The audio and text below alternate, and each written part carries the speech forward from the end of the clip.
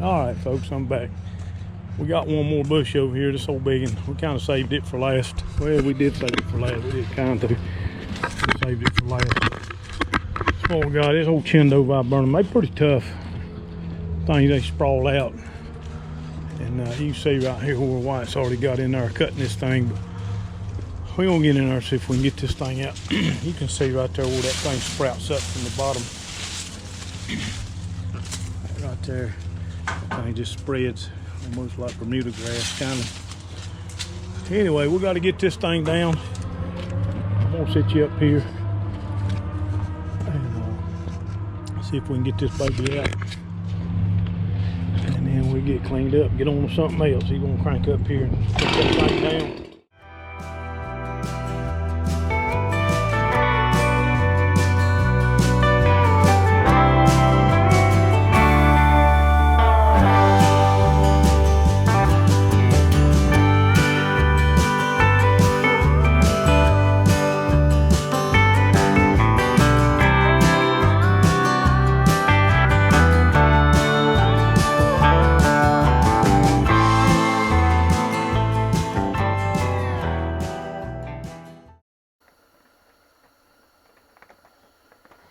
All right, everybody.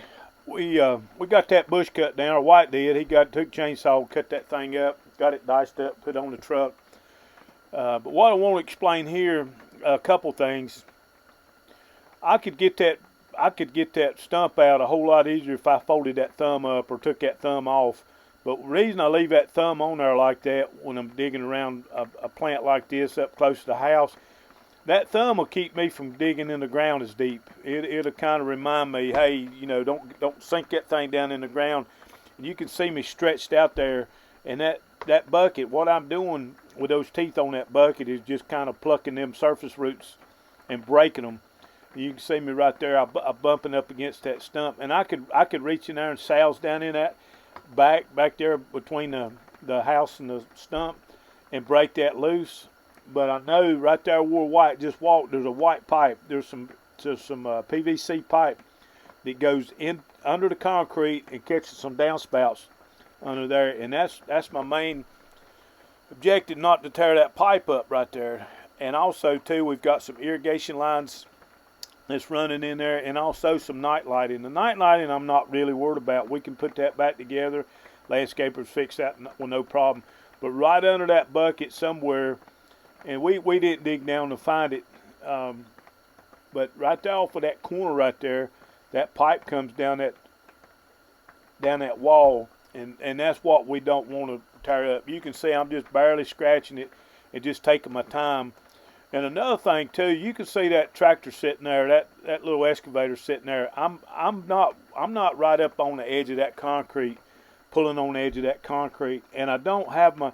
I would have a whole lot more power if I turn that machine where those tracks are in front of me, kind of parallel with where I'm sitting right there. But you can see when I lift and it gets to a certain point, it'll lift that little tractor up. That tractor's got enough power, it'll about turn itself over. You can see it right there. But what it does, it lets me know that I don't need to be pulling on that. And but what'll happen? You get up there close to the edge of that concrete, and that concrete has been poured thin, or you sit on it just right, and you go to pulling and you put pressure on those two idlers or those sprockets, whichever way you're sitting in that machine. You put pressure out there on that concrete, and you're pulling against it. What it do? It'll pop like a balloon, and you can hear it. And man, it just makes you sick when you hear that pop, because that's a concrete repair is not easy to repair. Most of the time you've got to take out a whole chunk of concrete or a whole section of driveway to fix it. I've been there before, and it's not good at all. It's very costly, and that's the reason I'm sitting like that right there and just kind of picking this little old stump apart. You can see White there with an axe. You'll see him here. There's a root that's going to be running right down there alongside that wall. Yeah, he's going to chop off, because we don't want to get in there and just gouge that thing out and take a chance on busting that pipe. But thought I'd just explain that there. But that old stump was pretty tough. That little old U-17, it did its job again. This is a good little old job. But them old Chindo viburnums, they're a good bush. That one right there was probably a beautiful plant in its day. It just outgrowed its space.